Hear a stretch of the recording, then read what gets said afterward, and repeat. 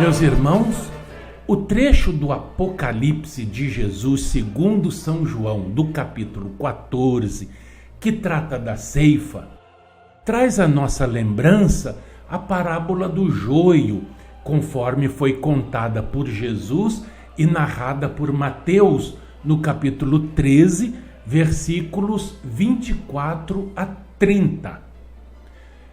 Vamos recordá-la, mas antes gostaria de pedir a atenção de todos para esta imagem. Vocês conseguem identificar o que vem a ser isto? Pode até não parecer, mas nestas duas imagens que temos aí, temos dois produtos distintos. Um utilizado para fazer pão, é o trigo, e o outro nada mais é do que o joio. Conseguem ver a diferença entre eles? Qual é o trigo e qual é o joio?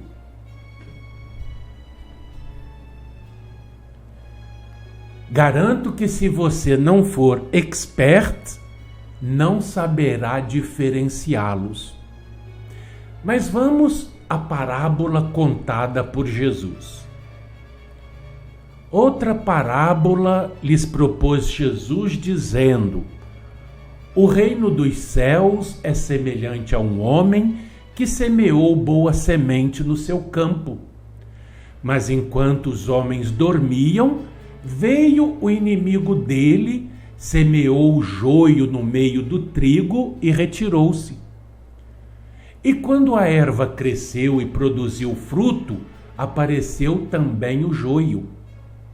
Então, vindo os servos do dono da casa, lhe disseram: Senhor, não semeaste boa semente no teu campo? De onde vem, pois, o joio?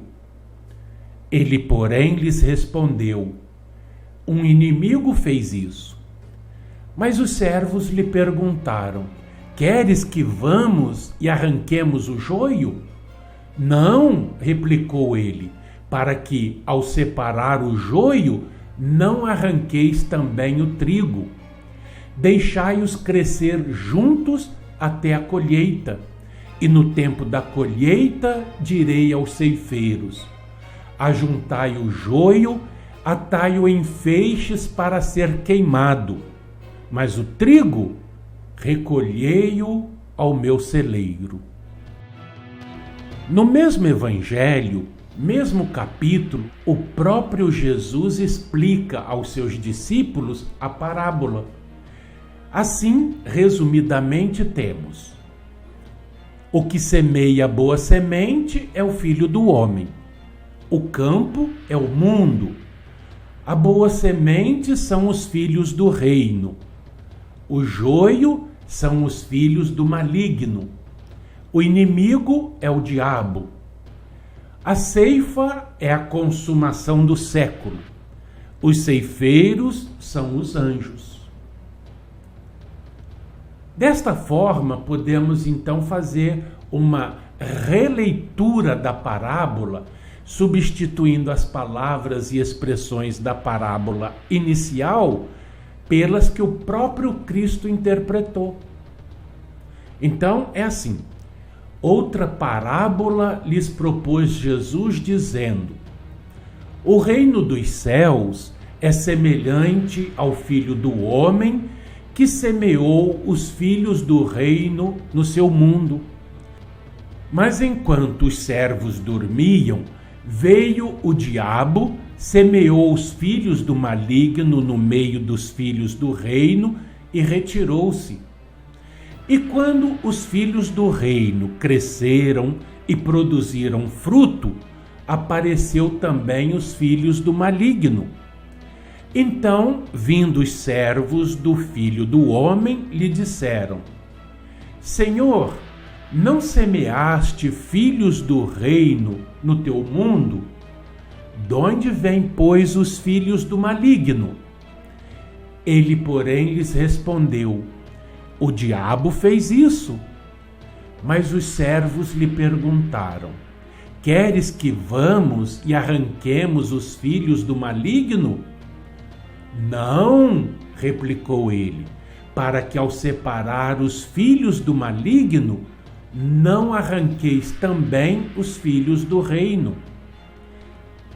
Deixai-os crescer juntos até a consumação do século. E no tempo da consumação do século, direi aos anjos: ajuntai os filhos do maligno, atai-os em feixes para serem queimados. Mas os filhos do reino, recolhei-os ao meu celeiro. Para completar, resta-nos dizer que o trigo é o cereal com que se faz o pão. O joio é uma planta silvestre que se parece muito com o trigo, mas que pode ser diferenciada desde quando ambos dão o seu fruto. A sua semente é venenosa. Então, este é o joio e este é o trigo. Percebem que só quando dão fruto é que se pode distingui-los? Mas muita gente pensa: eu sou o trigo e você é o joio. E o outro pensa exatamente a mesma coisa, isto é, ele é o trigo e eu o joio. Como é que fica essa situação? Quem é trigo e quem é joio? Só saberemos na ocasião da ceifa. Aí nós saberemos se somos trigo ou joio, porque até lá todos temos em nós ambas as categorias. Ora somos trigo, porque fazemos o bem, somos alimentos para nossos semelhantes.